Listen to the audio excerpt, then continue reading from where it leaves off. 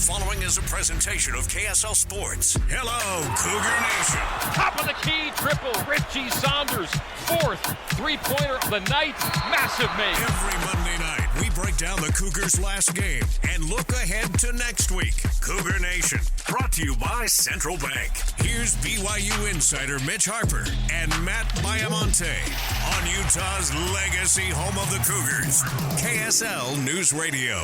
Good evening, Cougar Nation. Welcome on into your show. We're opening the phone lines, 801-575-8255, talking BYU basketball over the next hour. Maybe we'll sprinkle in some Super Bowl talk for Jeff, who's celebrating the Eagles championship. They're riding high after taking down Andy Reid's Kansas City Chiefs. Mitch Harper, Matt Baiamonte with you over the next hour. And Matt, BYU basketball, they need to find some answers. Maybe we can give some over the next hour.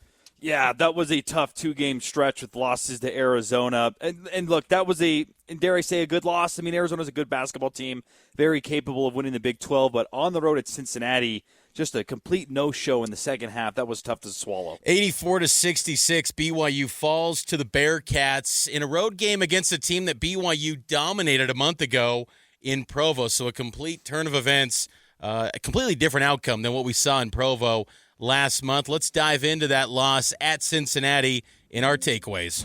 Cougar Nation takeaways. Mitch and Matt analyze BYU's last week of play and what it means for the next week. All right, Mitch, let's get into our takeaways. My first takeaway is something I feel like I talk about every single week, and yet it's becoming harder and harder to not connect the dots between this stat and winning. And that is rebounding, where BYU got absolutely blasted for the second game in a row on the glass, out-rebounded by 15 against Arizona and then 15 against Cincinnati. And in both of Cincinnati's wins against BYU as conference members, they've won the rebounding battle. And it's starting to feel like if BYU rebounds well, and it is at least even, or if they win the rebounding battle, they have a great chance of winning the game. If they don't rebound well, then I feel like they have no chance to win the basketball game. 17 total rebounds, that's hard to do, Mitch. And I'm having a hard time not drawing a comparison between the 17 rebounds and maybe a lack of effort when things go south. And I don't want to point fingers because it's only a 2-game losing streak, but when you only pull down 17 rebounds is it's effort in a lot of cases. Sure, there's times where there's a long three that bounces off the rim and you can't corral it.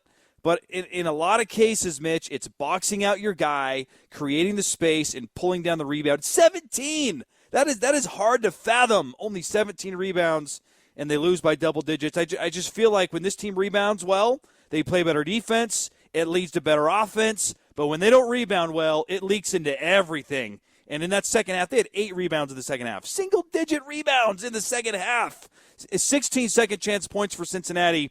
To me, the game was won, and in this case, lost on the glass because they did not bring it to the rebounding game. I can maybe excuse the number because of the hot shooting of Cincinnati, 59% from the field, 50% from three. But the offensive rebounds for BYU, only 3 offensive rebounds, and that ties in a lot to effort because BYU had its fair share of misses. Still shot the ball pretty well, 47% from the field, 34% from three. You go into any road game, you'll take those numbers and to feel like you're in a position to maybe win that game. But 3 offensive rebounds for BYU was surprising, particularly with how well this team has been rebounding the basketball. So I think that's a great point about the rebounds and how that's a concerning trend because against Arizona, they were dominated, out-rebounded by 15 in that one, and then it happened again against Cincinnati. To me, costly turnovers continue to be a takeaway for BYU. Only 12 in total, and Cincinnati had 11 as well, but it just felt like BYU's 12 were impactful. Yegor Demon had 2 turnovers, but there were moments that when his turnovers came up that they were momentum killers for BYU and opportunities to maybe cut a deficit. And BYU has got to take care of the ball better. They just have been very poor in turnover margin. They're 11th in the Big 12 in conference play in turnover margin.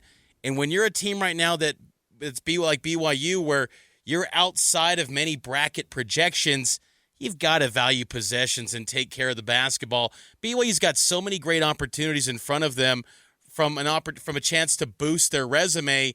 But if you're actually going to win some of these games, particularly on the road, you've got to value possessions, and BYU doesn't do a good enough job of that consistently. And that, to me, becomes a growing concern for BYU moving forward. I like that point a lot. Another takeaway I had, Mitch, was BYU desperately, BYU needs the scoring from Trevenell in both losses against Arizona. Trevenell only had 4 points, and against Cincinnati, he only had 3 points. A couple weeks ago, people were making fun of me, thinking I was crazy for calling this guy an X Factor, and yet in these 2 losses, he's nowhere to be found. And I don't know if that is offensively they're having a hard time getting his shots. Perhaps defensively they're doing a great job of taking him away. But it's become evident to me that BYU needs his scoring to be a good basketball team. You can't have 3 and 4 from a guy who is one of the best career three-point shooters this school has ever seen. You need his attempts up, and you need makes from Trevenell because that's his specialty. He's supposed to complement Yegor Demon. And if he's not getting the volume of attempts and if he's not making 3, 4, 5 threes, this offense, it doesn't flow as well. That, to me, that is just obvious. And you look at those box scores from Trevin, just not making an impact. And I guess you got to credit the defenses for taking him out of the game. But this coaching staff and this group of players, they've got to find a way to get him the shots. 1 of 3 against Arizona. That's just not enough attempts. 1 of 3 against Cincinnati. It's not enough for a guy who is a great three-point shooter, highly accurate, makes a lot of threes. He's going to be a top 10 three-point shooter this school's ever seen. Get Trevenell involved at any cost. And his one make was the opening shot of the game. And you're right. I mean, Trevenell has got to be a key factor. You know, BYU's quad 1 road victory at UCF, BYU had 4 players in double figures. Just only having Richie Saunders and Yegor Demon in double figures is not going to be enough for the Cougars. I'll go a little bit different direction, too. I think another takeaway is that BYU's defense is having some real issues. They've given up more than 80 points in 3 of the last 4 games. This was head coach Kevin Young earlier today on his thoughts on the recent defensive struggles, and this thing can get fixed on the defensive end. I think one, it's playing really good teams that are hard to guard. Number 2, a lot of that is self-inflicted. You know, we're turning the ball over too much. We're giving up too many offensive rebounds. You know, I think on the whole, our half-court defense hasn't been bad. You know, it's just self-inflicted. As it relates to Cincinnati, you know, they hit an astronomical amount of tough shots, long twos, mid-paint shots that don't, you know, for them and for every team historically don't go in. I think they were 12-18. But we got to adjust. You know, we didn't do a good enough job adjusting in the game. But I think on the whole, our defense definitely needs to get better.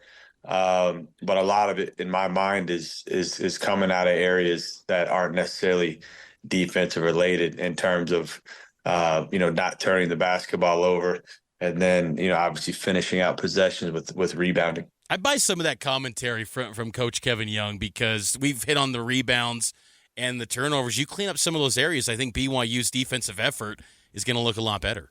And I don't think that, though, when you're not rebounding well and you do have the turnovers, I think it impacts the defense. I just think it's human nature, Mitch, where if you're getting killed on the glass and you're turning it over, is your energy as high as it needs to be to get stops? I don't think it has been during this 2-game losing streak. And I think if they can correct those things, it'll directly impact their ability to just be energetic and fight through the difficulties on the defensive end. It's all tied together. I think that's why we love basketball. The defensive end impacts the offensive end and vice versa, and if one side is struggling, it leaks onto the other. We've seen that during the loss, and they got to figure it out quick. 801-575-8255. What does BYU need to do differently to end this losing streak? We want to hear from you, Cougar Nation, throughout this hour because this is your show. 801-575-8255. Answer the question or give us your scorching hot BYU basketball take. We're on the air live here over the next hour up until 7 o'clock. So we'll be taking your phone calls. But BYU's looking to end this 2-game losing streak. And, a week ago at this time, they were one of the hottest teams in college basketball. 4-game win streak. And losing will happen in this league. Some of the best teams in this conference have to navigate some losing streaks. Iowa State a week ago, they were on a 3-game skid and then had a nice bounce-back win against TCU over the weekend.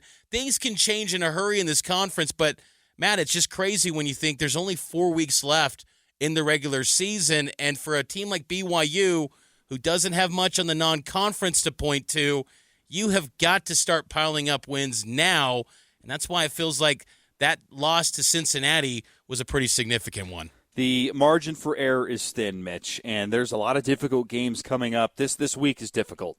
Kansas State at home is no gimme. West Virginia on the road is no gimme. And then looking ahead after that, Arizona and Kansas, they have to find a way to win some of these games where, at the very least, it's a toss-up.